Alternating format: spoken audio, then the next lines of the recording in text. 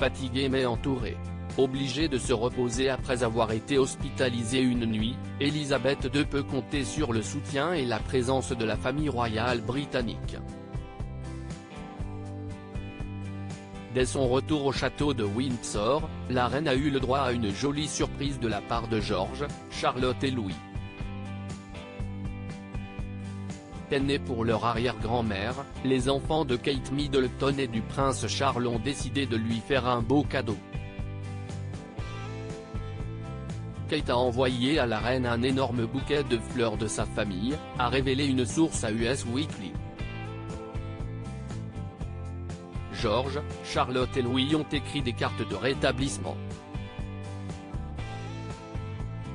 Très inquiète pour la santé d'Elisabeth II, la duchesse de Cambridge garde un contact presque permanent avec la monarque de 95 ans, par téléphone principalement. La reine dit qu'elle va bien, mais elle l'a déjà dit auparavant, alors naturellement la famille est concernée, a ajouté la source de la couronne. Il l'exhortait à se détendre depuis des mois. Malgré les inquiétudes de sa famille et de ses médecins, Elisabeth II a continué à travailler quotidiennement, enchaînant les engagements, parce qu'elle déteste que les gens s'occupent d'elle, selon la source. Désormais forcée au repos, Sa Majesté a décidé de lever le pied et de déléguer quelques-unes de ses tâches aux princes Charles et William. Elle les prépare à prendre la relève, résume l'informateur à Us Weekly. C'est d'ailleurs le père et le fils qui se rendront à Glasgow, le 1er novembre prochain, pour assister à la COP26.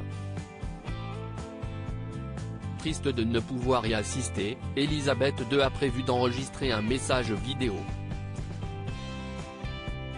Elisabeth II ne doit effectuer que des tâches légères car si la reine pensait reprendre le cours normal de ses activités le plus rapidement possible, elle va devoir attendre au moins 2 semaines.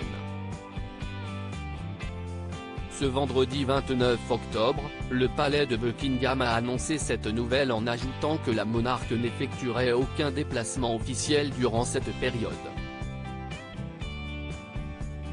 Aucune précision n'a été donnée sur sa santé, ni sur les examens passés lors de son hospitalisation.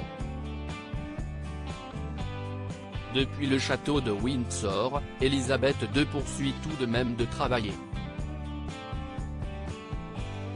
En visio, elle a notamment remis la médaille d'or de la poésie au poète anglais David Constantine après s'être entretenue avec plusieurs ambassadeurs, très souriante.